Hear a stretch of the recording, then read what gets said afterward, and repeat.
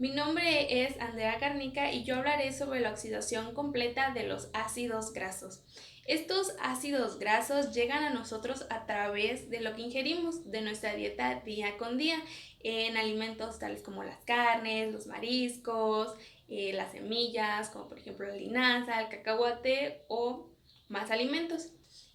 La función de estos ácidos grasos en nosotros es la obtención de energía, la cual es donde nos vamos a centrar en este video. Tiene otras funciones como también proteger nuestros órganos internos y brindarnos una mayor saciedad a la hora de comer. Este proceso comienza desde que nosotros vamos ingiriendo los alimentos. La boca la va haciendo en pedacitos más pequeños y a su vez la lengua secreta una enzima que es la linguasa lipasa, la que se encarga de convertir estos pedazos más pequeños en pedazos aún más pequeños para que puedan seguir viajando dentro de nosotros. Y así, entre más enzimas, se convierte estos ácidos grasos en monoglicéridos, diglicéridos y triglicéridos. Y a partir de los triglicéridos es donde yo te voy a explicar la oxidación completa de estos ácidos grasos. La oxidación completa de un ácido graso es a través de la beta-oxidación, lo cual es la principal vía de degradación de los ácidos grasos que ocurre en la oxidación del carbono beta, como su nombre lo dice, es decir, es la oxidación en el tercer carbono, como podemos ver en la primera imagen. Esto ocurre en la matriz mitocondrial y son 4 principales reacciones donde se libera acetil-CoA. En la siguiente diapositiva vemos más o menos que son como 3 etapas: la activación de nuestro ácido graso, el transporte y lo que es sencilla, la beta oxidación. La activación de un ácido graso es cuando tiene más de 12 átomos de carbono. Cuando tiene menos de 12 átomos de carbono, se va directamente a la matriz mitocondrial para iniciar ya el proceso de activación. Pero si tiene más de 12 átomos de carbono, primero hay que activarlo. Como podemos ver en la imagen de la izquierda, ocurre en el citosol, donde el ácido graso se une a una coenzima a través de la enzima tioquinasa, que utiliza energía de ATP con ayuda también del magnesio. Este ATP se convierte en AMP más fosfato inorgánico y formando como producto un acil-CoA, el cual ya es nuestro ácido graso activado, pero este sigue en el citoplasma, como podemos ver en la imagen de la derecha. Nuestro acil-CoA sigue en el citoplasma, hay que ingresarlo a la matriz mitocondrial.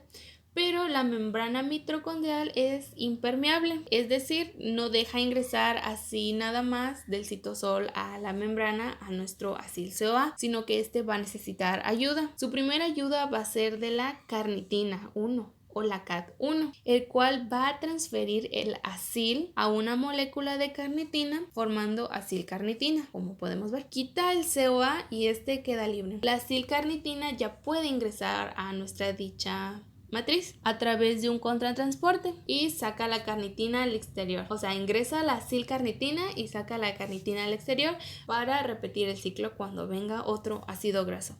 Una vez que la acilcarnitina está dentro de la mitocondria, actúa lo que es la carnitina 2 o la CAT2, que transfiere el acil de nuevo al CoA y se libera la carnitina como anteriormente para repetir de nuevo el ciclo.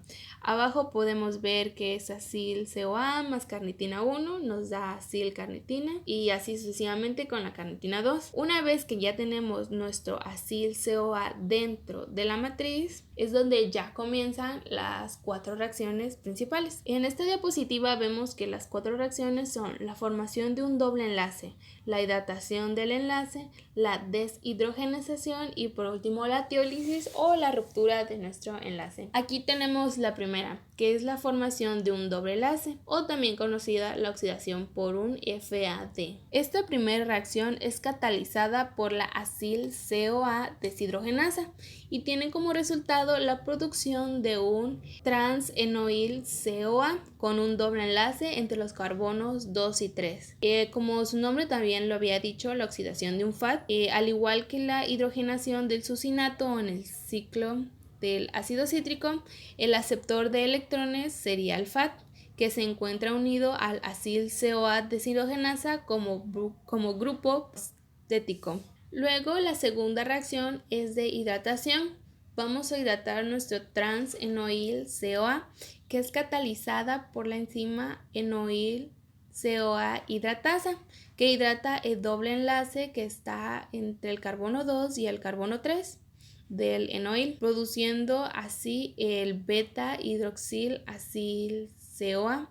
Es una reacción estereoespecífica, ya que cuando se hidrata el doble enlace trans solamente se produce un isómero, el isómero L del 3-hidroxil CoA o beta hidroxil acil CoA. Nuestra tercera reacción es la segunda formación de un doble enlace. Esta vez es la oxidación por un NAD, que es catalizada por la enzima beta hidroxil acil CoA deshidrogenasa. Nuestro beta hidroxil acil CoA se convierte en beta ceto acil CoA, y como ocurrió en la segunda reacción, el aceptor de electrones en este caso sería el NAD. Y por último, nuestra cuarta reacción es la tiólisis, que es catalizada por la beta-acil CoA tiolasa, produciendo así nuestro acil CoA y acetil CoA cortado en 2 carbones. Este acil CoA acortado puede entrar de nuevo al ciclo de la beta oxidación. Este acil CoA cortado, como lo dije, puede entrar de nuevo al ciclo de la beta oxidación, como podemos ver en la siguiente diapositiva. Aquí nos da un ejemplo de un ácido graso de 10 carbonos. Entra al ciclo de la beta oxidación y nos da como resultado nuestro acetil CoA y nuestro acil, que en este caso sería de 8 carbonos.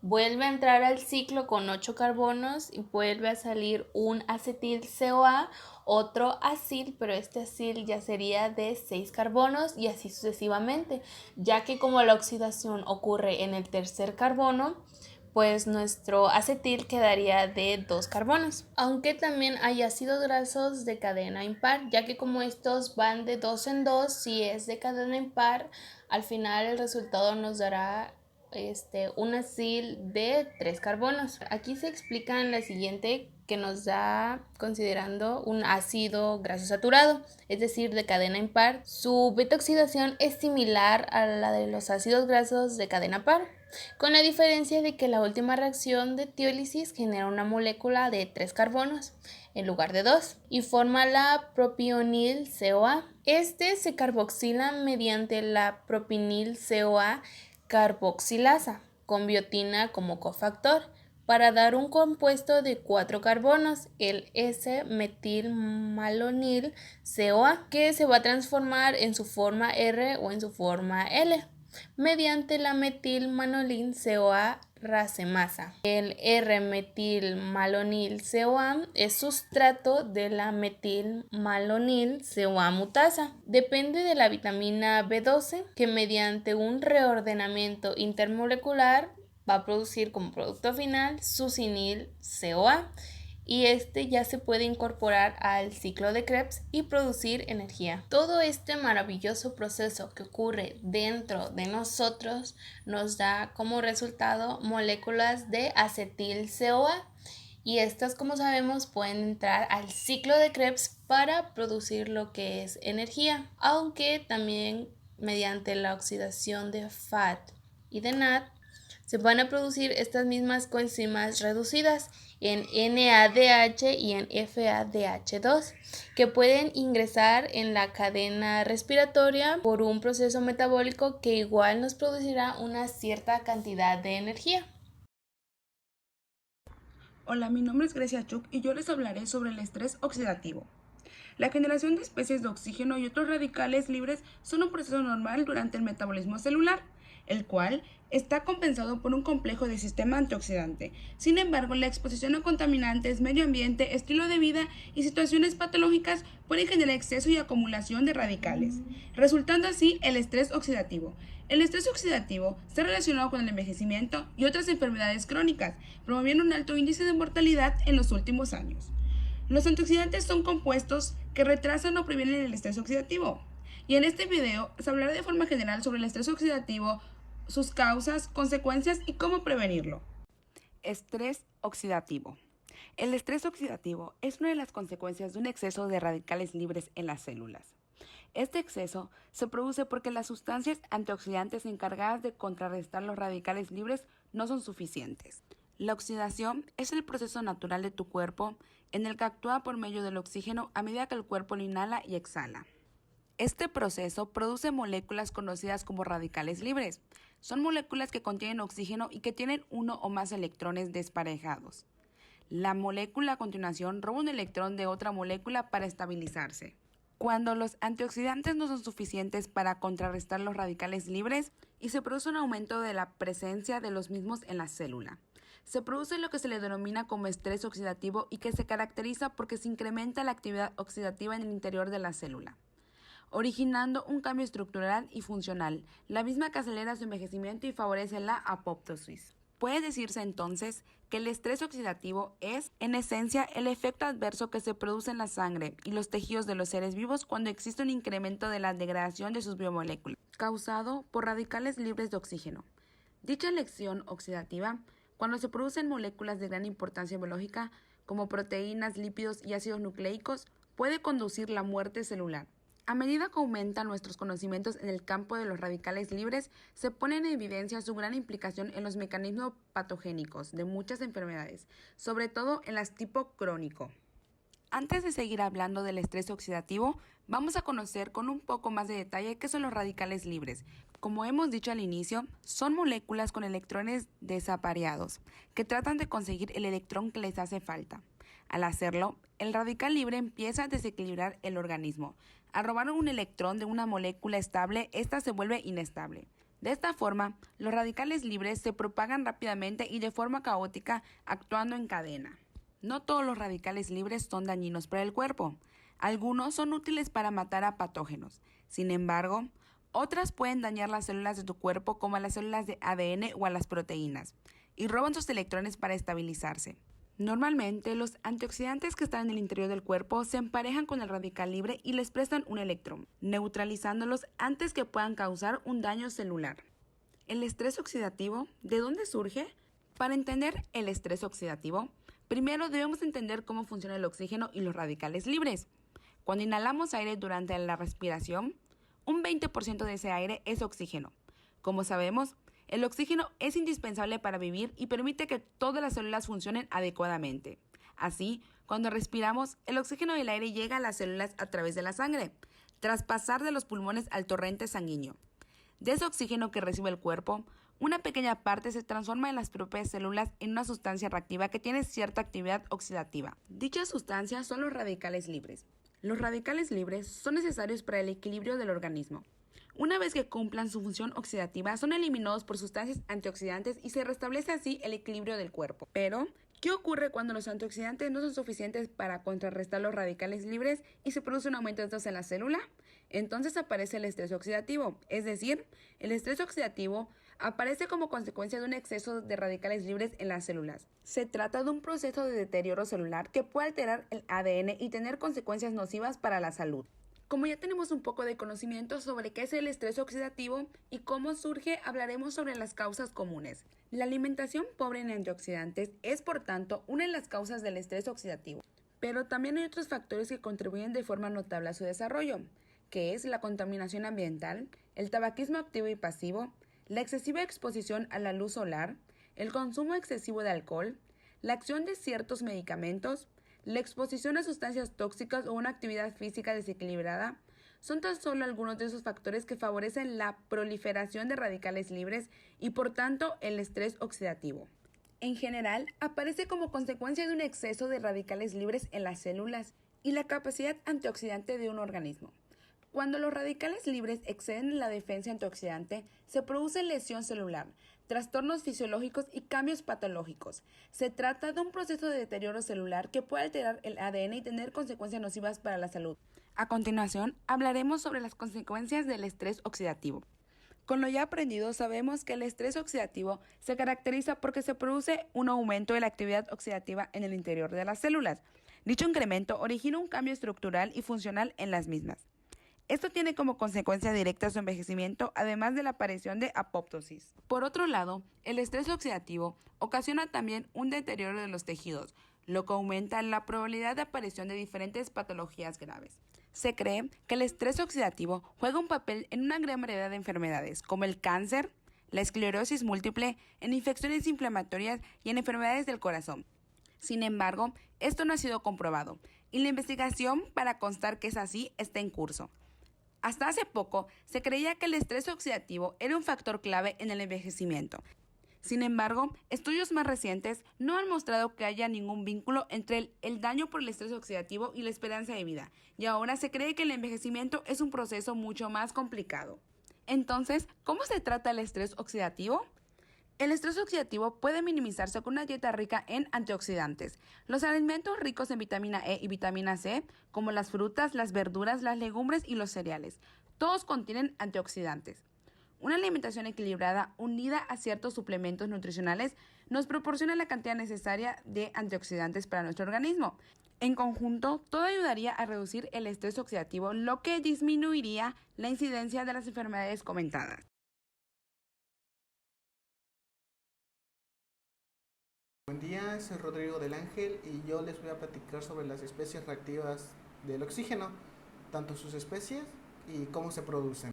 Las especies reactivas del oxígeno se refieren a un grupo de moléculas que contienen oxígeno con diferente reactividad química. Se les considera metabolitos del oxígeno parcialmente reducidos y que poseen una fuerte capacidad oxidante, aunque dicha capacidad varía entre las diferentes especies. Como se puede observar en la tabla, existen las especies reactivas del oxígeno, pero no se limitan a estas. También existen las especies reactivas del nitrógeno, pero hablaremos solo del arroz. Dentro de las especies de mayor interés desde el punto de vista biológico están el anión radical superóxido y el radical hidroxilo.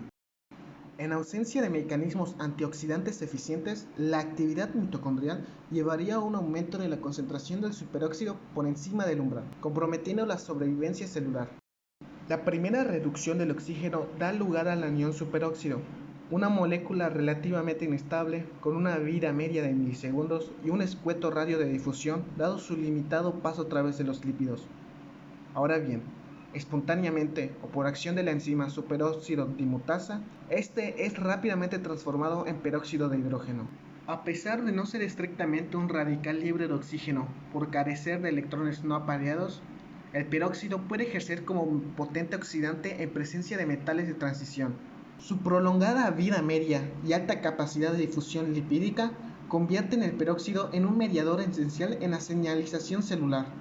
El peróxido finalmente es convertido en agua por la catalasa en los peroxisomas o por el glutatión peroxidasa en el citoplasma, aunque alternativamente, en presencia de metales de transición reducidos como el óxido ferroso 2 o el cobre, el peróxido puede reaccionar con el anión superóxido y generar radicales hidroxilo a través de la reacción de Fenton o Haber-Weiss, los cuales son altamente reactivos, que poseen una vida media muy corta, pero la habilidad de reaccionar con cualquier molécula que hallen a su paso. Por lo tanto, la formación inicial del anión superóxido despliega una cascada de especies reactivas, algunos de los cuales, como el peróxido, se comportan como moléculas clave en la señalización celular, y otros, como el sidrilo, son peligrosamente lesivos. En último término, el impacto biológico de esas moléculas estará determinado por la cantidad de eros, las defensas celulares y la capacidad de adaptación celular.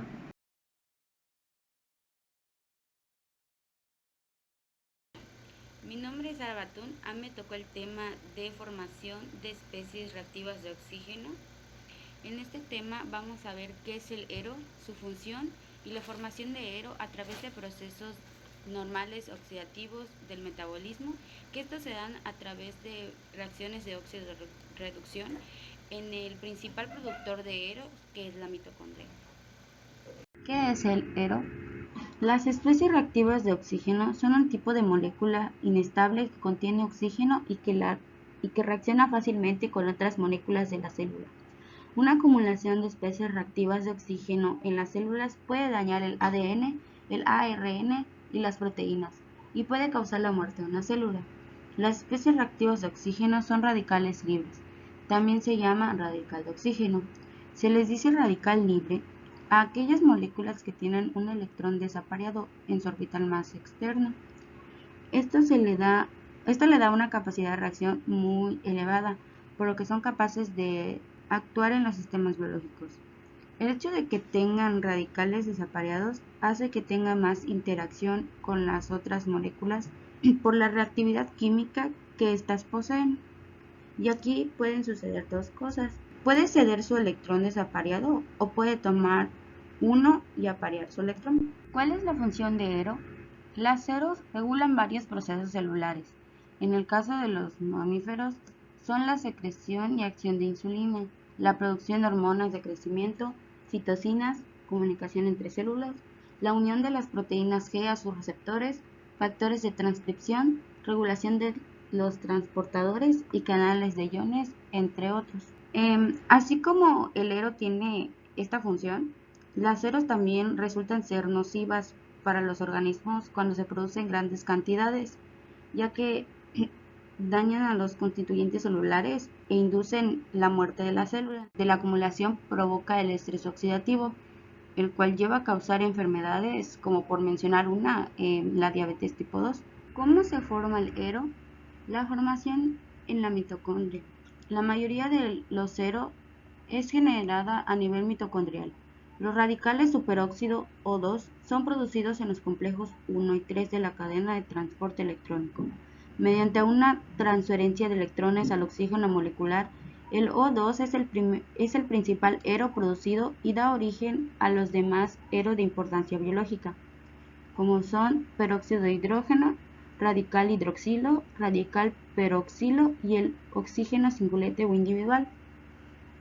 Bueno, pues la mitocondria es el principal productor de ERO a través de procesos normales oxidativos del metabolismo, y estas a través de las deshidrogenasas alternas generan radicales superóxido que para transformar el ion superóxido en un compuesto menos nocivo, la mitocondria usa sus enzimas que contiene y estas se encargan de convertirlo en moléculas menos reactivas.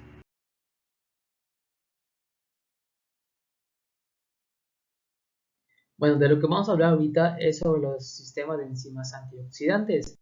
Al nosotros respirar oxígeno normalmente, este puede dar lugar a especies reactivas de oxígeno, que esas especies reactivas de oxígeno son moléculas que oxidan a la célula, que producen un daño o un deterioro. Por ejemplo, en la cadena respiratoria se puede producir superóxido. Ese superóxido es una molécula de oxígeno, pero que no está completamente apareado, lo cual le da una facilidad de transformarse en peróxido de hidrógeno, que ese peróxido de hidrógeno que en presencia de metal de transición, ya sea fierro o cobre, pueden dar lugar a la formación de radicales hidroxil, que esos radicales de hidroxil son las especies oxidantes más dañinas para la célula. Debido a esto, los organismos tuvieron que haber desarrollado mecanismos de defensa frente a estas especies reactivas de oxígeno, que es lo que conocemos normalmente como antioxidantes. Debido a ese daño que crean los radicales hidroxil, hay diferentes sistemas de antioxidantes. Hay un sistema endógeno y hay otro sistema exógeno. El sistema endógeno trata sobre las partes que el cuerpo mismo puede producir o sintetizar, y el exógeno es proveniente de la dieta. Bueno, vamos a comenzar con los endógenos. De primera manera, el superóxido es este oxígeno usado que está desapareado, va a pasar por la enzima superóxido dimutasa, que este superóxido dimutasa lo que hace es reducir el ion superóxido a peróxido de hidrógeno. De aquí hay dos maneras, bueno, hay dos vías que se puede seguir este peróxido. Hay la manera, como ya había mencionado antes, la manera dañina, que este peróxido puede juntarse a un metal de transición, ya sea fierro o cobre, y este forma el iones hidroxilo. Pero igual hay la ruta donde no provoca ningún daño, que es lo que sigue a continuación. La primera enzima que puede actuar en ese peróxido es la enzima catalasa, que esa enzima catalasa lo que hace es descomponer peróxido en agua y oxígeno, y así ya no produce ningún daño en la célula. La segunda enzima que puede producir, bueno, que puede ayudar en esta descomposición del peróxido es la enzima de glutatión, que la glutatión peroxidasa es una familia de enzimas que reduce de igual manera el peróxido de hidrógeno en agua y oxígeno. A diferencia de que ese glutatión, con todo ese proceso de degradación del peróxido, es oxidado y debe ser regenerado para seguir funcionando y seguir sintetizando el peróxido. Igual hay que mencionar las peroxiredoxinas, que comprenden una familia de enzimas que catalizan el metabolismo del peróxido, pero tienen menos eficacia que la enzima catalasa. De igual manera, las tiroxinas, una clase de enzimas antioxidantes que reaccionan directamente con los peróxidos. Igual se citan las proteínas transferrina, ceroplasmina y la albumina, cuyo papel es secuestrar los metales de transición que se encuentran en el ambiente, y así que el peróxido ya no pueda unirse a ellos y producir los iones hidroxilo.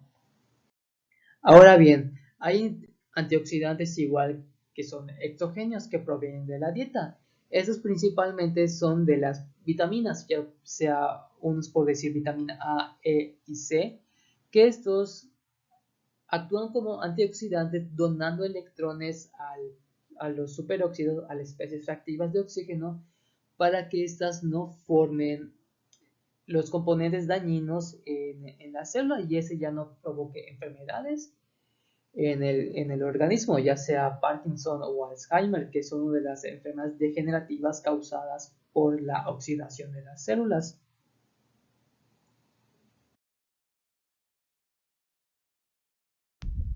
Buen día, mi nombre es Carlos Enrique Garmacetina y yo les expondré sobre las moléculas antioxidantes. Como ya sabemos, un antioxidante es una molécula capaz de retardar o prevenir la oxidación de otras moléculas. La oxidación es una reacción química de transferencia de electrones de una sustancia a un agente oxidante. Las reacciones de oxidación pueden producir radicales que comienzan reacciones en cadena que dañan las células. Los antioxidantes terminan estas reacciones quitando intermedios del radical e inhiben otras reacciones de oxidación, oxidándose ellos mismos.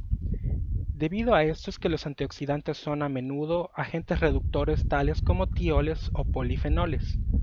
Los antioxidantes se encuentran contenidos en el olivo, ajo, arroz integral, café, coliflor, brócoli, cítricos, etc. La capacidad antioxidante de algunos frutos, como es el caso de las berenjenas, es mayor durante sus estadios iniciales. También son parte importante constituyente de la leche materna. Aunque las reacciones de oxidación son cruciales para la vida, también pueden ser perjudiciales. Por lo tanto, las plantas y los animales mantienen complejos sistemas de múltiples tipos de antioxidantes, tales como glutatión, vitamina C y vitamina E, así como enzimas como la catalasa, superóxido dismutasa y varias peroxidasas. Los niveles bajos de antioxidantes o la inhibición de las enzimas antioxidantes causan estrés oxidativo y pueden dañar o matar las células. ¿Qué son los antioxidantes? Todos hemos oído hablar sobre ellos. Su presencia en los productos que consumimos es casi obligatoria. Pero, ¿qué es exactamente lo que hacen? Como vimos anteriormente, los radicales libres o ERO causan un desbalance en las moléculas, ocasionando que se generen más radicales por el movimiento indiscriminado de los átomos. Por lo tanto, un antioxidante es una molécula capaz de retardar o prevenir la oxidación de otras moléculas, liberando electrones para estabilizar a los radicales libres sin convertirse en otro radical. A pesar de que nuestra alimentación tiene una gran cantidad de antioxidantes, ninguno puede combatir todos los efectos de cada radical. Los antioxidantes se clasifican en dos amplios grupos, dependiendo de si son solubles en agua, hidrofílicos, o en lípidos, hidrofóbicos. En general, los antioxidantes solubles en agua reaccionan con los oxidantes en el citoplasma celular y el plasma sanguíneo, mientras que los antioxidantes liposolubles protegen las membranas de la célula contra la peroxidación de lípidos. Ahora hablaremos de algunas moléculas antioxidantes, como el ácido ascórbico, que es un agente reductor y puede reducir y de esta forma neutralizar especies reactivas del oxígeno tal como el peróxido de hidrógeno. Además de sus efectos antioxidantes directos, es también un sustrato para la enzima antioxidante ascorbato peroxidasa, una función que es particularmente importante en resistencia al estrés en plantas. El glutatión es un péptido que contiene cisteína y es encontrado en la mayoría de formas de vida aerobia. No es requerido en la dieta y es sintetizado en las células desde sus aminoácidos constitutivos. Tiene características antioxidantes, ya que el grupo tiol en su porción de cisteína es un agente reductor y puede ser oxidado y reducido de manera reversible. En las células, el glutatión es mantenido en forma reducida por la enzima glutatión reductasa y alternadamente reduce otros metabolitos y sistemas de enzimas, así como reacciona directamente con los oxidantes. Debido a su alta concentración y a su papel central en mantener el estado redox de la célula, el glutatión es uno de los antioxidantes celulares más importantes. La melatonina es un poderoso antioxidante que puede cruzar fácilmente las membranas celulares y la barrera hematoencefálica. A diferencia de otros antioxidantes, no experimenta un ciclo redox, que es la capacidad de una molécula de experimentar reducción y oxidación en varias ocasiones.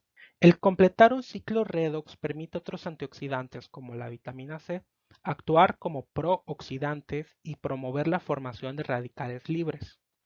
La melatonina, una vez que es oxidada, no se puede reducir a su estado anterior porque forma varios productos finales estables una vez que reacciona con radicales libres.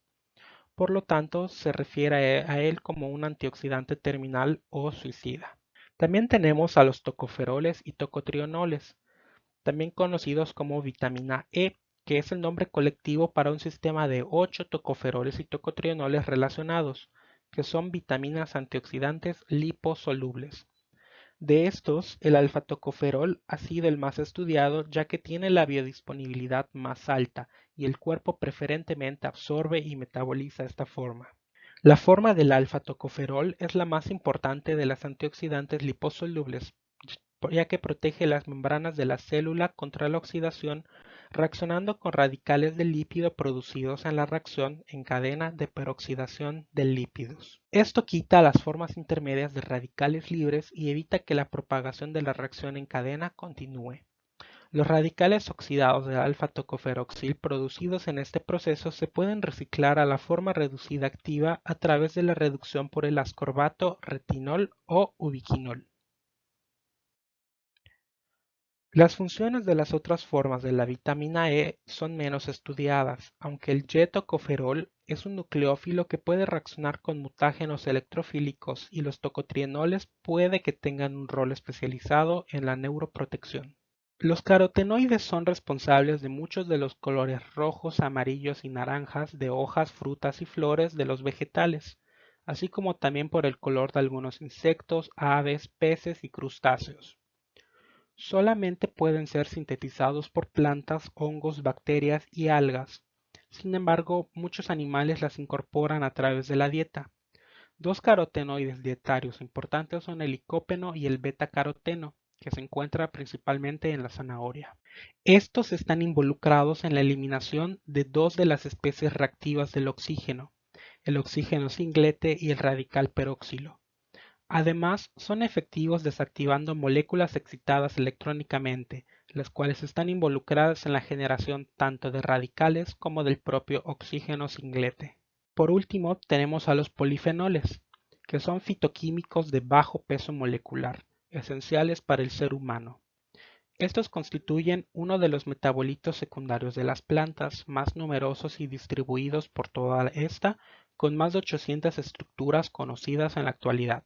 Los polifenoles naturales pueden ir desde moléculas simples, ácido fenólico, hidroxitirizol, fenilpropanoides y flavonoides, hasta compuestos altamente polimerizados, ligninas y taninos. Poseen una estructura química ideal para la actividad como consumidores de radicales libres. Su propiedad como antioxidante proviene de su gran reactividad como donantes de electrones e hidrógenos y de la capacidad del radical formado para estabilizar y deslocalizar el electrón desapareado, es decir, termina la reacción en cadena, y de su habilidad para quelar iones de metales de transición. Los polifenoles poseen una porción hidrofílica y una hidrofóbica, por lo que pueden actuar en contra de radicales libres que son producidos en medios tanto hidrofóbicos como acuosos. Su capacidad antioxidante está directamente relacionada con el grado de hidroxilación del compuesto. Continuando con los temas de la presentación siguiente, analizaremos lo que es el tema de fosforilación, el cual, analizando el concepto, también tendremos que ver lo que son los diferentes tipos de fosforilación en las rutas metabólicas. Tendremos la fosforilación oxidativa, tenemos la fosforilación del ADP, tenemos también la fosforilación por sustrato y también la fosforilación de proteínas. Todos estos temas corresponderán al tema de fosforilación y que junto con diferentes reacciones y procesos analizaremos más a fondo el tema de fosforilación.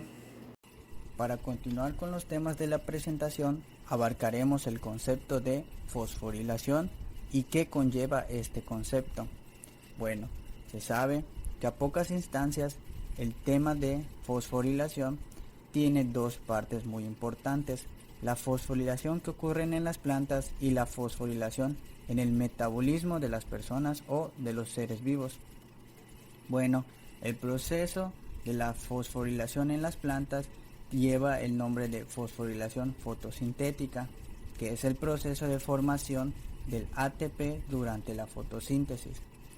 ¿Qué ocurre en este proceso? Bueno, la energía luminosa excita y desplaza electrones de la clorofila y otros pigmentos presentes en las plantas. La energía asociada con los electrones excitados se almacena en el ATP en un proceso que produce ATP a partir de ADP y fosfato inorgánico.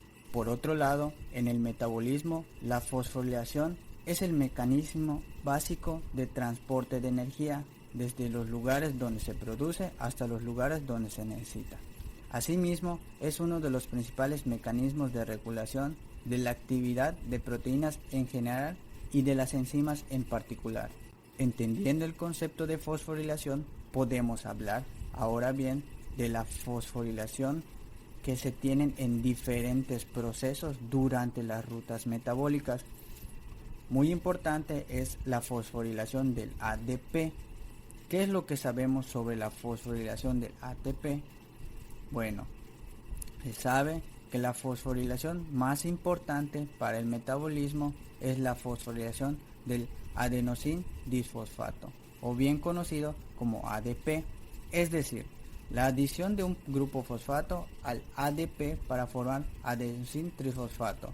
¿Qué quiere decir esto? ATP. Y en la siguiente diapositiva tenemos la reacción donde ADP más fosfato produce ATP más agua. El ATP así formado transporta la energía del enlace convirtiéndose en la moneda de cambio o el paso a seguir de energía del metabolismo. Hay diversas vías de fosforilación de ATP y en el transcurso de la presentación las iremos analizando. En la siguiente diapositiva vemos una representación de cómo actúa la ATP y la ADP y las diferentes liberaciones de energía y energía consumida en el proceso que podemos entender como fosforilación del ADP. En la siguiente diapositiva analizaremos el tema de fosforilación a nivel de sustrato. La fosforilación a nivel de sustrato es aquella síntesis de ATP acoplada a una reacción exorgónica sin intervención de la enzima ATP sintasa. Esta mediada por enzimas quinasas y se produce, por ejemplo, en el ciclo de Krebs o en la glucólisis, como ya hemos estado analizando en las diferentes rutas metabólicas de los organismos. También se constituye que la fosforilación a nivel de sustrato constituye únicamente una pequeña parte del total del ATP producido en la célula. Continuando con el tema de fosforilación, vemos que la fosforilación a nivel de sustrato, en una representación en esta diapositiva, vemos que el ATP es formado cuando una enzima transfiere un grupo fosfato de un sustrato del ADP. La representación que se ve en esta diapositiva, vemos cómo fácilmente se involucra el grupo fosfato para poder producir el ATP formado. Para continuar con la presentación, analizaremos el tema de fosforilación oxidativa. La oxidación del alimento durante la respiración libera energía química potencial que es utilizada en el proceso para sintetizar el ATP. El proceso que implica la fosforilación oxidativa de las moléculas alimenticias como glucosa, ácidos grasos o glicerina, que son las más comunes, las moléculas son descompuestas durante una serie de reacciones y la energía liberada en ciertos estados del proceso es utilizada para producir ATP en reacciones de fosforilación. Un dato muy importante es que se calcula que hasta el 90% de la energía celular en forma de ATP es producida de esta forma en la fosforilación oxidativa. En la siguiente imagen analizaremos un poco del proceso que se están interviniendo en la fosforilación oxidativa. Durante esta secuencia se liberan enormes cantidades de energía, como podemos ver en la imagen, para formar ATP. Esta síntesis de ATP recibe el nombre de fosforilación oxidativa, como ya habíamos mencionado, y se produce enteramente en las mitocondrias, en la llamada cadena transportadora de electrones o con las siglas CTE, que esencialmente constituyen a la respiración interna y tiene un lugar en la membrana interna mitocondrial. Explicar más a fondo la imagen en la siguiente diapositiva. Básicamente, la CTE comprende dos procesos. Uno es que los electrones son transportados a lo largo de la membrana de un complejo de proteínas transportador a otro. Y dos, los protones son traslocados a través de la membrana, lo que significa que son pasados desde el interior o matriz mitocondrial hacia el espacio intermembral, provocando una gradiente de protones. El oxígeno es el receptor final del electrón, combinándose con ellos y con el ion H para producir agua, como vemos en la siguiente imagen. El primer paso de la fosforilación oxidativa es ionizar los átomos de hidrógeno, extraídos hasta ese momento de los sustratos alimentarios, como ya habíamos mencionado. Se libera el otro átomo de H unido al NAD y este último se reutiliza una y otra vez para captar hidrógeno. Después de hablar de la fosforilación oxidativa, también tenemos que entender el mecanismo de la fosforilación oxidativa, la cual la energía obtenida de la degradación de los carbohidratos o de grasas derivadas de la fosforilación oxidativa, que tiene lugar en el interior de la mitocondria, como ya habíamos mencionado, tiene una producción total de 4 moléculas de ATP, 10 moléculas de NAD y 2 moléculas de FAT. Todo esto, ¿qué es lo que involucra? Bueno, en la representación de la imagen podemos observar que hay diferentes reacciones involucradas, pero hay productos obtenidos tanto de la ruta metabólica de la glucólisis como la ruta del ciclo de Krebs, al igual que es la fosforilación oxidativa, que tiene un funcionamiento que está involucrado en estos dos y que gracias a ella podemos obtener los productos de ATP necesarios para continuar con este ciclo y con este proceso durante las rutas metabólicas. Continuando con las diapositivas, también tenemos un importante punto que es la fosforilación por ATP sintasa.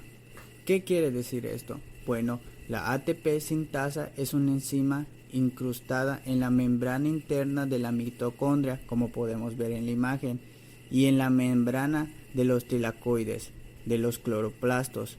Es capaz de fosforilar ADP con un fosfato inorgánico gracias a la energía de los protones que la atraviesan, que durante un proceso que se llama fosforilación oxidativa mitocondrial y la fosforilación de los cloroplastos son las dos principales vías donde actúa la ATP sintasa. Como podemos ver en la imagen, vemos que la unidad catalítica ATP sintasa como F1 en el citoplasma, y también tenemos la unidad F0 en la unidad que bombea de hidrógenos. Esta representación nos dice cómo es liberado el ATP como producto, pero también está involucrado los hidrógenos mencionados previamente en la fosforilación oxidativa. En la siguiente diapositiva vemos una pequeña representación resumida de las formas de obtención de energía en el catabolismo. ¿Qué quiere decir esto? Como habíamos mencionado, la fosforilación a nivel de sustrato es un punto muy importante para obtener energía como ATP, y también lo es la fosforilación oxidativa, que también produce ATP mediante otro tipo de procesos de los cuales ya se ha explicado. Estos dos procesos son las formas de energías en el catabolismo que podemos mencionar o que ya se han analizado, y son fundamentales para los diferentes tipos de rutas metabólicas y la obtención de energía para seguir el proceso durante estas rutas metabólicas. Para concluir, tenemos el tema de fosforilación de proteínas en la siguiente diapositiva. La fosforilación de proteínas, y en especial de las enzimas, es uno de los principales mecanismos de regulación de su actividad. Las proteínas quinasa son las encargadas de fosforilar proteínas. ¿Qué quiere decir esto? Bueno, como al estar abarcando todos los temas durante las diapositivas, vemos que la fosforilación tiene un punto muy importante durante las rutas metabólicas. ¿Qué quiere decir esto? Bueno, que como ya hemos mencionado, hay una cadena de transporte, pero en sí la fosforilación tiene un punto muy favorable a la hora de los procesos, ya que con ella se obtienen, como lo vemos en el ciclo de Krebs, la glucólisis y diferentes tipos de procesos y reacciones, que la obtención de energía tiene involucrada a una fosforilación, que mediante ella se obtienen puntos favorables para que se puedan dar los procesos.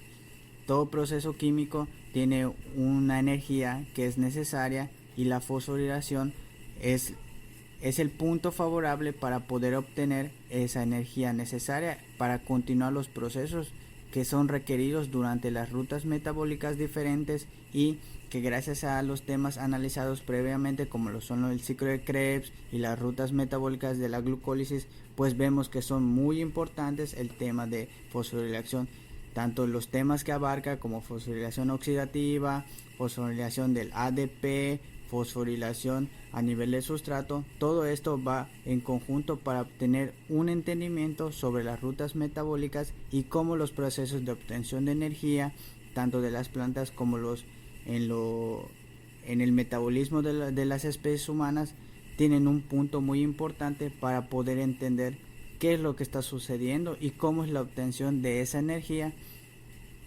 durante la fosforilación. Hola, soy Alexandrade y yo les voy a hablar sobre el tema de clorofila y cloroplastos. ¿Por qué es tan importante este tema? Bueno, las algas, las plantas y algunas bacterias tienen clorofila. Además, estas, para poder vivir, realizan un proceso metabólico de gran importancia llamado fotosíntesis. Este proceso les permite obtener la materia y la energía como luz para transformarla en energía química y así poder desarrollar sus funciones básicas. Este proceso sucede en un organelo llamado cloroplasto, que es uno de los temas de los cuales yo les voy a abordar más adelante.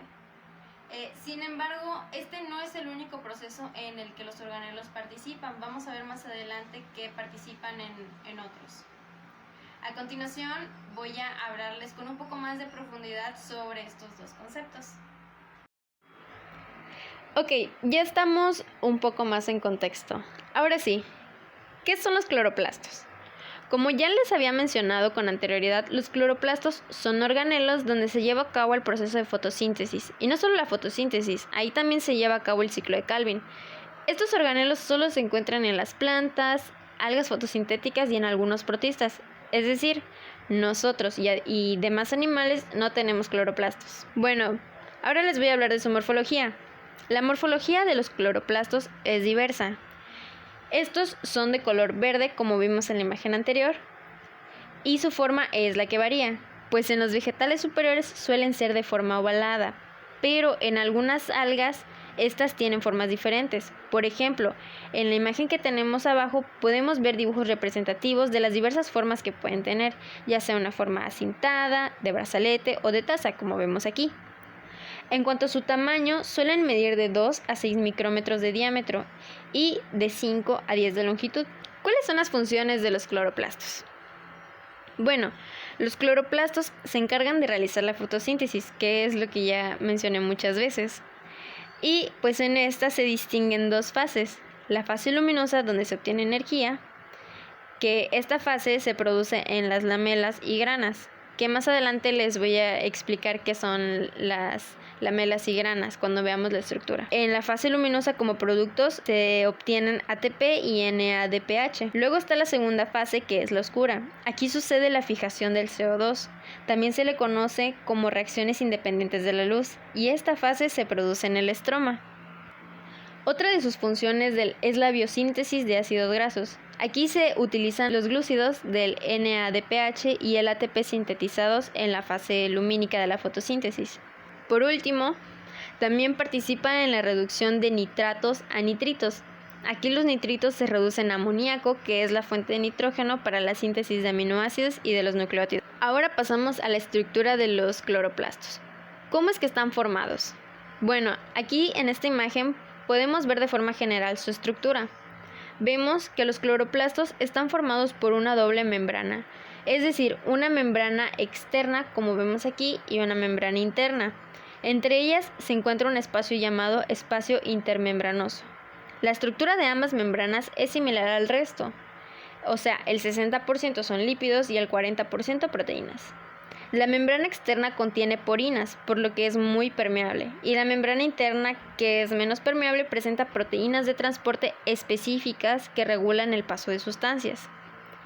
Dentro de estas membranas, o mejor dicho, en el interior del cloroplasto, vamos a encontrar unos discos membranosos conocidos como tilacoides, y estos discos están acomodados en pilas interconectadas, como vemos en esta imagen, que está como agrandada. Cada uno de estos apilamientos recibe el nombre de grana, como podemos ver aquí. En las membranas de los tilacoides se encuentran complejos que captan la luz. Entre estos se encuentra la clorofila, la cual es un pigmento que le da a las plantas su color verde. Cabe mencionar que los tilacoides son huecos, como podemos ver aquí, y el espacio que hay dentro de estos se conoce como espacio del tilacoide o lumen. Alrededor de los tilacoides se encuentra un líquido llamado estroma, que es donde les dije que sucede la fase oscura. Este es el espacio central del cloroplasto. En su interior contiene una molécula de ADN circular de doble cadena, como vemos aquí. Como vemos, también contiene ribosomas, como los de las mitocondrias y bacterias. Por último, en el estroma se encuentran enzimas, y estas son de dos tipos. Están las que permiten reducir CO2 a materia orgánica, como el arrubisco, y las que permiten la replicación, la transcripción y traducción de la información del ADN del cloroplasto. Ahora que ya sabemos más de los cloroplastos, les voy a hablar sobre la clorofila. Si bien este pigmento es una parte importante porque, como ya se mencionó, forma parte de los complejos que captan la luz en la fase luminosa. La clorofila B actúa como un pigmento recolector de luz, absorbiendo energía luminosa y la pasa a la clorofila A. Bueno, también la clorofila es la razón por la cual las plantas son de color verde. Recordemos que los colores son de diferentes longitudes de onda luminosa, pues la clorofila captura las longitudes rojas y azules de la luz y refleja las verdes. Por eso es que las vemos así. Cabe mencionar que la clorofila no es el único pigmento presente en las plantas. Algunas de ellas también ayudan a absorber la energía lumínica. Este tipo de pigmentos los podemos ver más en el otoño, pues durante esa época las plantas fabrican menos clorofila y los otros colores no están ocultos detrás del verde.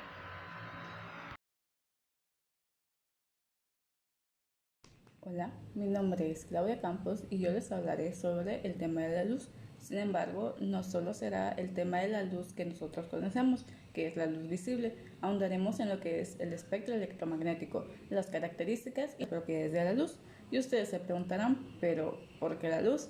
Bueno, es porque en la fotosíntesis la energía solar o luz es convertida en energía química. Además, que el tema que le sigue a este es una reacción dependiente de la luz, por ende, sin ella no sería posible todo lo que engloba. Comenzaremos definiendo qué es la luz. La luz es una radiación electromagnética y generalmente nos referimos a la que nos es visible. Se transmite en forma de ondas cuyo reflejo ilumina la superficie, permitiéndonos ver los objetos y los colores a nuestro alrededor. En términos más sencillos, a lo que le llamamos luz es la parte del espectro electromagnético que puede ser percibida por el ojo humano. Los colores que el ojo humano puede distinguir se sitúan dentro de lo que se denomina el espectro visible de la luz. En general, es una onda electromagnética capaz de ser percibida por el ojo humano y cuya frecuencia determina su color. Concretamente, la luz es energía y el fenómeno del color es un producto de la interacción de la energía y la materia. Las ondas electromagnéticas existen como consecuencia de dos efectos: un campo magnético variable que genera un campo eléctrico y un campo eléctrico variable que produce un campo magnético. Estas se manifiestan mediante longitudes de onda. En el extremo de las ondas más largas tenemos a la radiación conocida como ondas de radio y en el extremo de las más cortas se encuentran los rayos gamma. Sin embargo, existen, aparte de la luz, diversas formas de radiación electromagnética en el universo, que se propaga por el espacio y transporta energía de un lugar a otro. Comenzaremos hablando sobre las características de las ondas, que en este caso son tres: la longitud, la frecuencia y la amplitud. La longitud es una onda periódica, o bien la distancia física entre dos puntos a partir de los cuales la onda se repite, y es nombrada por la letra griega lambda. La frecuencia es la medida del número de ciclos o repeticiones de la onda por unidad de tiempo, y esta se divide en dos: frecuencia alta y frecuencia baja. La amplitud es la distancia entre los puntos más alejados de una onda y el punto de equilibrio o medio. También es la máxima altura que alcanza la onda. Estas tres son las principales características que tienen las ondas para poder diferenciarse entre sí. Una vez que ya hemos comprendido las características de las ondas electromagnéticas, pasaremos al espectro electromagnético, que es un conjunto de las mismas ondas o de la radiación electromagnética que emite o absorbe un objeto. Esta radiación sirve para identificar a dicho objeto y se propaga en línea recta en forma de ondas perpendiculares a la dirección del desplazamiento. Es dividido en diferentes tipos de radiación. Comenzaremos desde el más bajo, que son las ondas de radio, cuya energía es la menor y es usada para todo tipo de comunicaciones inalámbricas y también para comunicación a través de cable. El uso más popular que se le da actualmente es el de las conexiones inalámbricas, como la televisión, las comunicaciones por el celular, los datos que el celular manda o que recibe, y cómo nos comunicamos con el internet, etc. Todo esto va por ondas de radio y llega a nosotros porque un receptor con una antena es capaz de recibir esta información y trasladarla para nosotros. Le siguen las ondas de microondas, que son usadas en el radar y las telecomunicaciones. Tienen una propiedad de excitar la molécula de agua. Es por ello que se usa en los hornos de microondas para calentar alimentos que contengan este líquido. Es decir, el uso común que todos le damos para calentar algún alimento de forma rápida y sencilla. Continuamos con las radiaciones infrarrojas, que son los responsables del bronceado de la piel y de la sensación de calor. Nuestros ojos son incapaces de percibir este tipo de radiación, aunque podemos detectarla como una sensación de calor sobre la piel. Nos vamos a lo que es la luz visible, es decir, la luz que el ojo humano es capaz de percibir y traducir en los distintos colores que nosotros conocemos. Este contiene absolutamente todos los colores que somos capaces de ver y, dependiendo de la longitud de onda de las radiaciones de energía intermedia, son capaces de estimular el ojo humano. Este es el tipo de luz del que hablábamos al principio, de lo que nosotros comúnmente conocemos como luz, que es la luz visible, ya que es la luz que nosotros podemos percibir, que nuestro ojo humano es capaz de interpretar. Nos vamos con la luz ultravioleta, que son rayos invisibles que forman parte de la energía que viene del Sol, y esta llega a la superficie de la Tierra, que se compone de dos tipos de rayos que se llaman o que son más bien conocidos como UVA y UVB. La radiación ultravioleta también proviene de lámparas solares y camillas de bronceado, aún muy energéticos, y son capaces de producir cáncer en la piel. Continuamos con los rayos X, que son una forma de radiación electromagnética similares a la luz visible.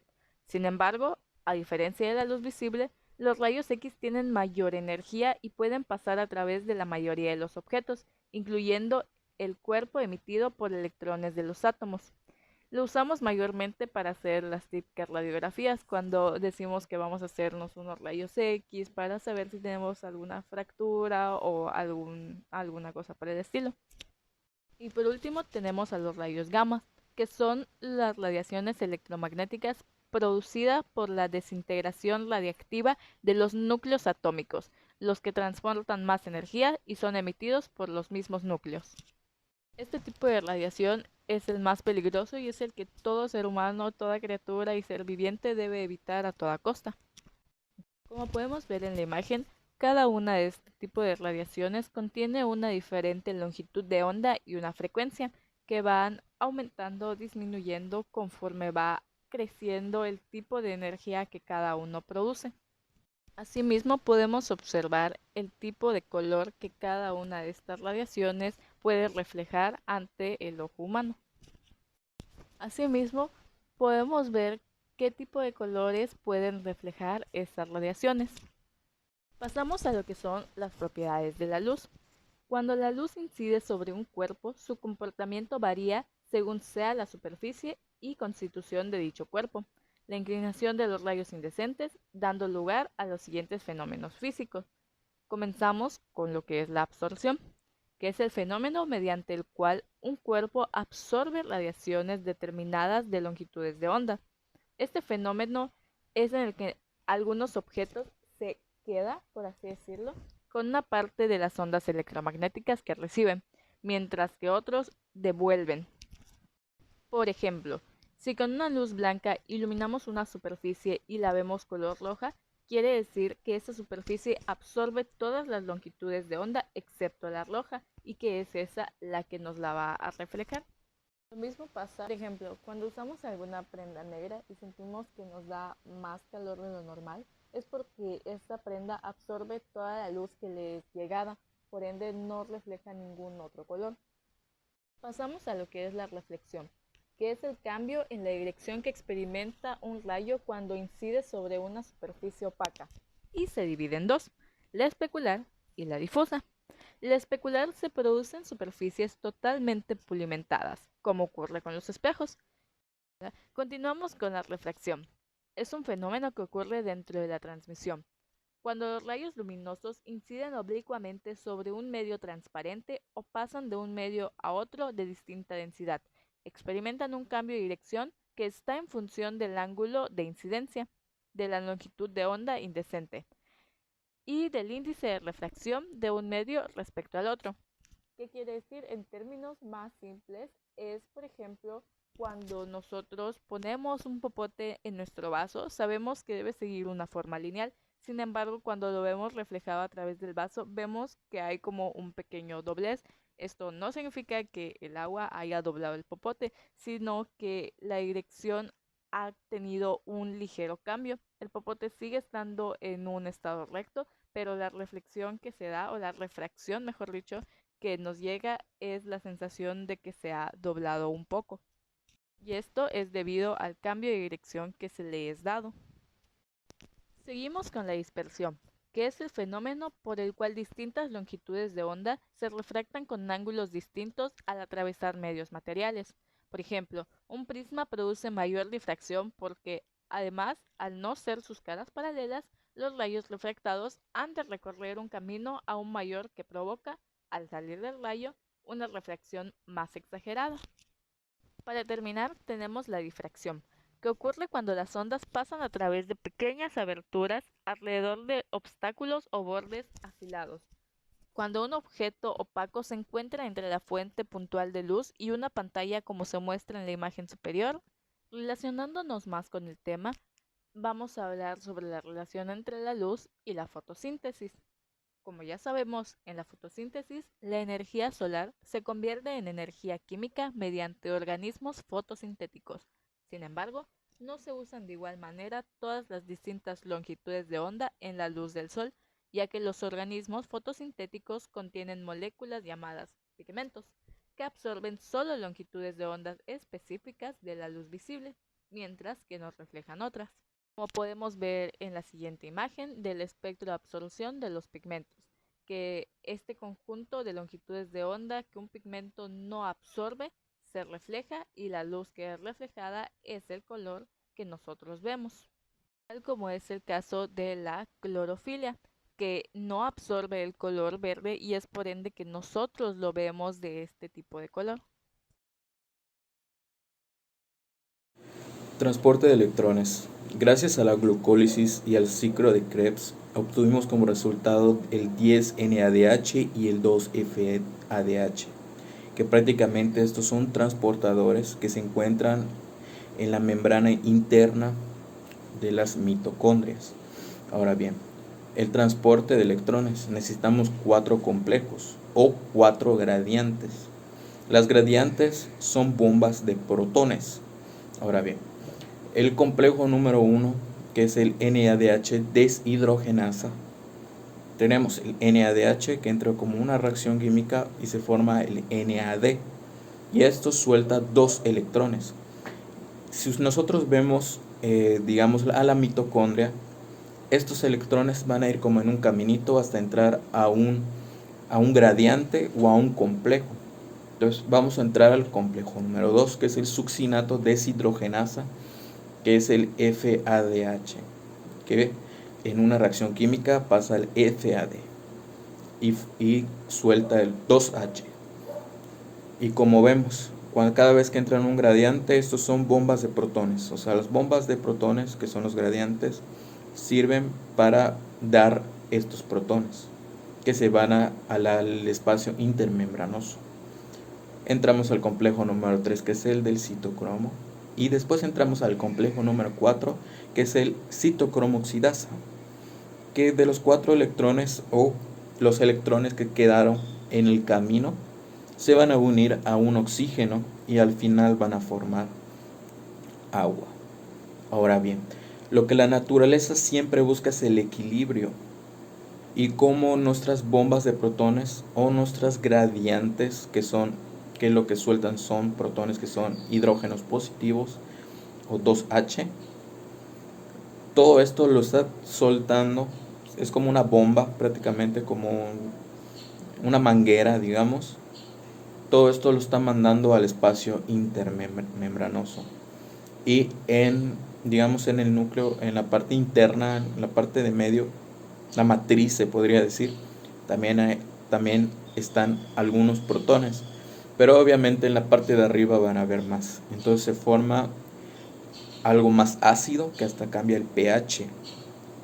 Entonces, como les digo, lo que busca siempre la naturaleza es que todo esté en equilibrio, y eso lo va a hacer con la fosforilación, que prácticamente lo que hace la fosforilación es que toma todo esto, toda esta energía que se van formando de los gradientes que van soltando, y al final lo forma en ATP, que es en energía. Entonces, terminamos con todos los complejos. ¿Qué es lo que pasa? Todo esto se tiene que regresar. Todo tiene que regresar con el ATP sintasa. Y este ATP sintasa, obviamente, en que la regresada se forma otro consumo de energía. Van quedando energía, que es lo que utiliza el ADP para que al final se convierta en ATP.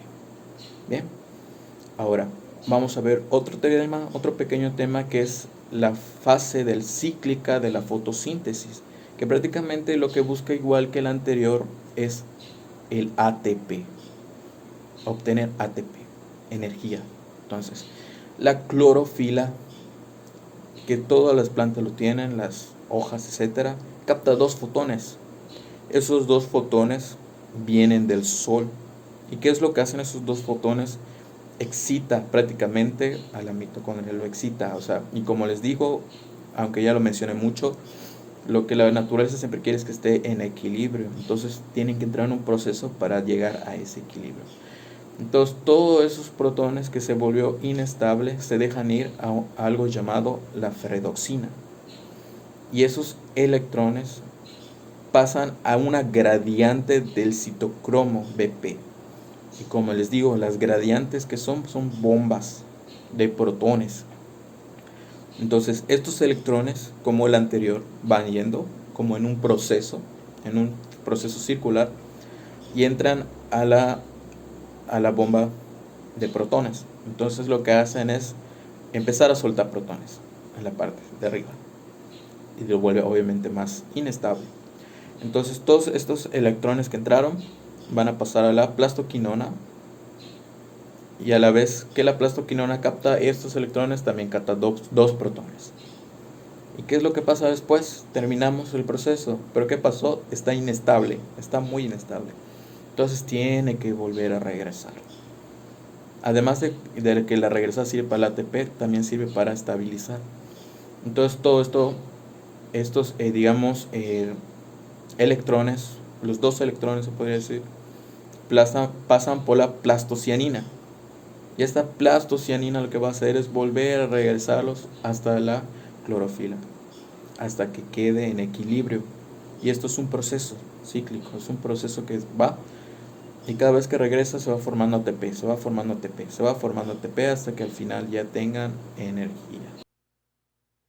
La cadena de transporte de electrones es una serie de proteínas y moléculas orgánicas que se encuentran en la membrana interior de la mitocondria.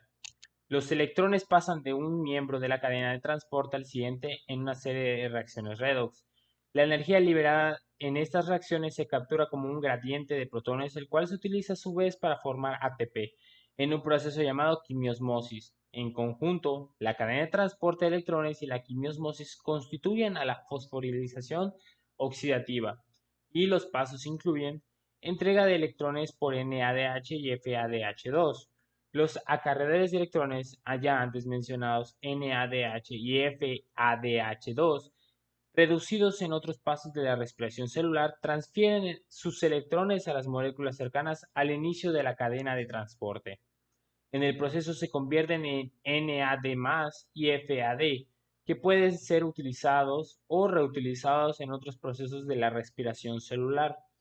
Transferencia de electrones y bombeo de protones. Conforme se mueven los electrones en la cadena, se desplazan de un nivel de energía más alto a uno más bajo, lo que libera la energía, y para esta energía se utiliza para bombear iones de H+, lo que los desplaza fuera desde la matriz hacia el espacio intermembranal, y a este bombeo se establece un gradiente electroquímico. Separación de oxígeno molecular para formar agua. Al final de la cadena de transporte de electrones, los electrones transfieren a una molécula de oxígeno, la cual se rompe a la mitad y recolecta H+ para formar agua.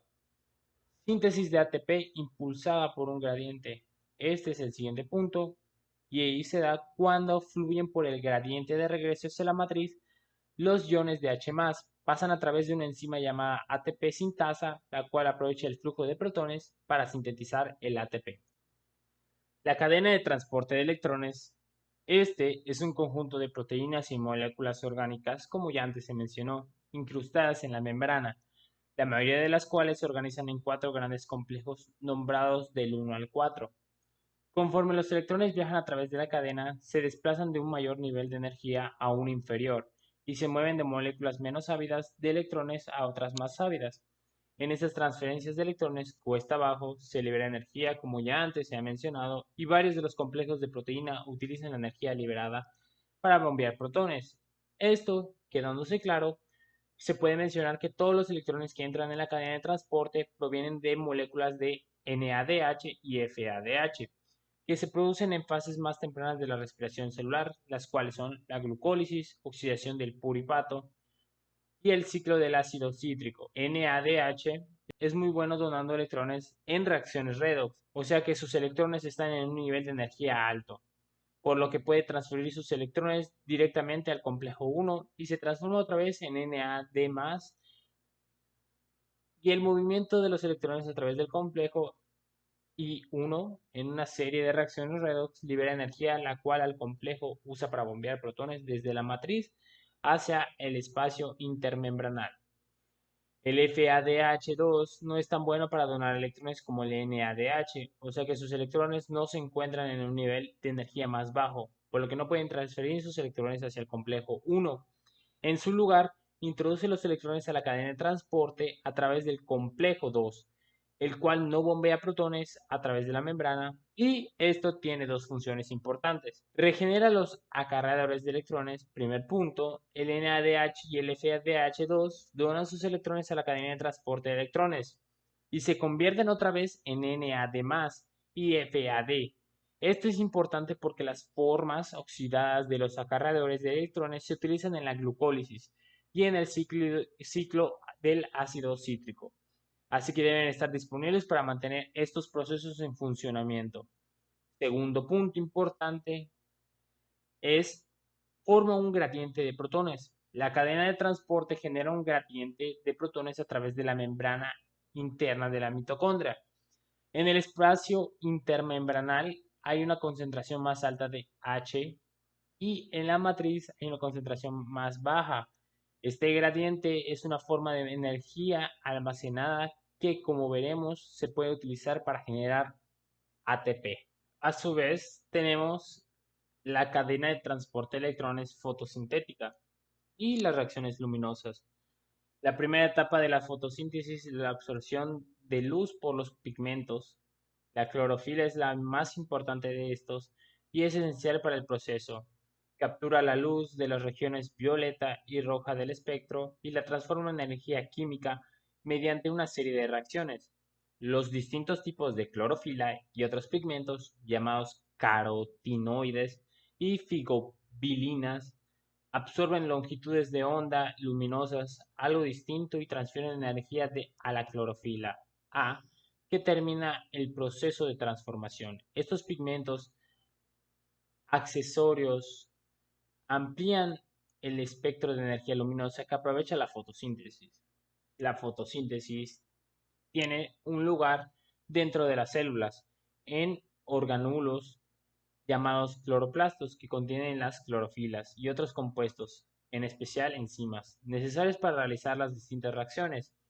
Estos compuestos están organizados en unidades de cloroplasto, llamadas tilacoides. En el interior de estos, los pigmentos se disponen en subunidades llamadas fotosistemas. Cuando los pigmentos absorben la luz, sus electrones ocupan niveles energéticos más altos y transfieren la energía a un tipo especial de clorofila llamado centro de reacción. En la actualidad se conocen dos fotosistemas llamados 1 y 2. La energía luminosa es atrapada primero en la fotosistema 2 y los electrones cargados de energía saltan a un receptor de electrones. El hueco que dejan es reemplazado en el fotosistema 2 por electrones procedentes de moléculas de agua, reacción que va acompañada de la liberación de oxígeno. Los electros energéticos recorren una cadena de transporte de electrones que los conducen al fotosistema 1, y en el curso de este fenómeno se genera un trifosfato de adenosina o ATP, rico en energía. La luz absorbida por el fotosistema 1 pasa a continuación a su centro de reacción y los electrones energéticos saltan a su aceptor de electrones. Otra cadena de transporte los conduce para que transfieran la energía a la coenzima dinucleotidofosfato de nicotinamida y adenina o NADP, que como consecuencia se reduce a NADPH2. Los electrones perdidos por el fotosistema 1 son sustituidos por los enviados por la cadena de transporte de electrones del fotosistema 2. La reacción en presencia de luz termina con el almacenamiento de la energía producida en forma de ATP y NADPH2. De ahí vamos a la reacción luminosa, que es básicamente que en la actualidad se conocen dos fotosistemas llamados 1 y 2, que ya antes se ha mencionado. La energía luminosa es atrapada primero en la fotosistema 2 y los electrones cargados de energía saltan a un receptor de electrones. El hueco que dejan es reemplazado en el fotosistema 2 por electrones procedentes de moléculas de agua, reacción que va acompañada de la liberación de oxígeno, como ya antes se ha mencionado. Los electrones energéticos recorren una cadena de transporte de electrones que los conduce al fotosistema 1. De ahí saltamos que los electrones perdidos por el fotosistema 1 son sustituidos por los enviados por la cadena de transporte de electrones del fotosistema 2. La reacción en presencia de luz termina con el almacenamiento de la energía producida en forma de ATP y NADPH. Por tanto, el efecto neto de la fotosíntesis es la captura temporal de energía luminosa en los enlaces químicos de ATP y NADPH2 por medio de la glucosa, mediante la reacción de la oscuridad. En el curso de la reacción en presencia de la luz, se enciende la molécula de agua para obtener los electrones que transfieren la energía luminosa con la que se forma ATP y NADPH2. El dióxido de carbono se reduce en el curso de la reacción en la oscuridad para convertirse en base de la molécula de azúcar. Buenas tardes, profesor. Mi nombre es Kenny Guadalupe Facundo Tarrachea. A mí me tocó hablar sobre la regulación de la fotosíntesis. La regulación de la fotosíntesis es la absorción y reducción del nitrato por las plantas, que están reguladas por diferentes señales metabólicas, principalmente de la luz, el nitrógeno y diversas formas reducidas de nitrógeno y de carbono. Regulación de la fotosíntesis. La fotosíntesis es el proceso metabólico por el que las plantas verdes convierten sustancias inorgánicas, que es el dióxido de carbono y agua, en sustancias orgánicas, que son los hidratos de carbono, desprendiendo oxígeno, y lo hacen aprovechando la energía de la luz solar. La fotosíntesis se divide en dos fases, la fase luminosa y la fase oscura. Sabemos también que las plantas tienen un órgano principal, que es la hoja. Es ahí donde se realiza todo el proceso químico, el cual absorbe el agua, absorbe el dióxido de carbono y excreta el oxígeno. La fase luminosa se inicia con la absorción de la luz por la clorofila. Este proceso se lleva a cabo en las hojas de las plantas. Las hojas de las plantas tienen un pigmento de color verde que se le denomina clorofila, que hace posible que puedan capturar la energía solar. Al capturar la energía solar, la hoja entonces hace posible que el agua se descomponga en hidrógeno y oxígeno. El hidrógeno emigra y se une con el dióxido de carbono para formar glucosa. Y el oxígeno se queda libre, solo que es expulsado por la planta. A esta molécula se le llama trifosfopyridin-nucleótido, TPN. Al producir ATP, adenosín trisfosfato, que es el compuesto que se almacena la energía a partir del ADP, que significa adenosín disfosfato, y el fósforo, tenemos entonces la ecuación química ADP, adenosín disfosfato, más fósforo es más energía, más ATP. En la fase oscura, el dióxido de carbono ingresa a las hojas por las estomas. Así el estoma del cloroplasto, donde se encuentra un azúcar con 5 carbonos que se llama ribulosa disfosfato, y forma un compuesto de 6 carbonos que de inmediato se rompe en 2 compuestos de 3 carbonos. La energía de ATP es transferida a estas moléculas de 3 carbonos para formar un compuesto llamado PGAZ, mejor conocido como fosfogliceraldehído. A partir de este compuesto se puede formar las sustancias necesarias para las plantas, como por ejemplo la formación de la glucosa o la fructosa, y esto a su vez sirve para la síntesis de almidón, celulosa y glucógeno. También se puede convertir en glicerol y en ácidos grasos, que son componentes de los lípidos. También pueden formar aminoácidos, que son unidades básicas para construir proteínas. De igual forma, el consumo de la energía del ATP da lugar a la formación del ADP y del fósforo. Importancia de la fotosíntesis. ¿Y por qué decimos que es importante la fotosíntesis? Ya que es la responsable de la existencia de la vida de la Tierra, y también a ella se le debe la descontaminación de la atmósfera. También el aire es respirable gracias a que la fotosíntesis proporciona a la atmósfera gran cantidad de oxígeno, también a la nutrición de las heterótrofas dependientes de los productos fabricados por la fotosíntesis. Otra importancia también, para ya acabar sobre la regulación de la fotosíntesis es que los productos de la fotosíntesis pueden ser utilizados en la industria como fuente de calor de electricidad. También la fotosíntesis permite que la energía solar pueda ser utilizada por los demás seres vivos que no pueden captarla directamente.